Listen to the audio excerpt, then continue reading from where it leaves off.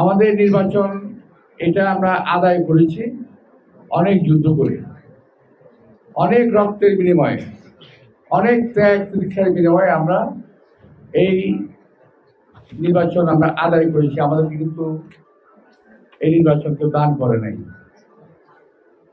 বাংলাদেশের স্বাধীনতা আমাদেরকে কেউ দান করে নাই, এই নির্বাচন আমাদেরকে কেউ দান করে নাই।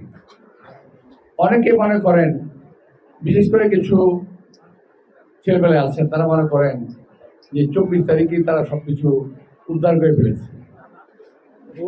আরে বাবা, তাহলে আমরা 17 বছর কি করলাম?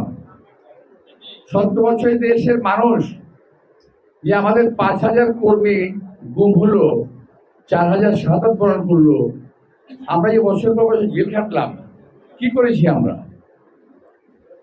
আমরা তোমাদের পায়ের তলার মাটি শক্ত করেছি,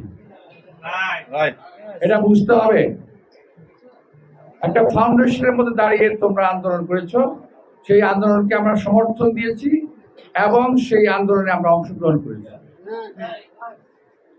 হাসিনা পালিয়ে যাওয়া কিংবা তাড়ানোর জন্য শুধুমাত্র তোমাদের কৃতিত্ব, এটা ভাবা অত্যন্ত ভুল।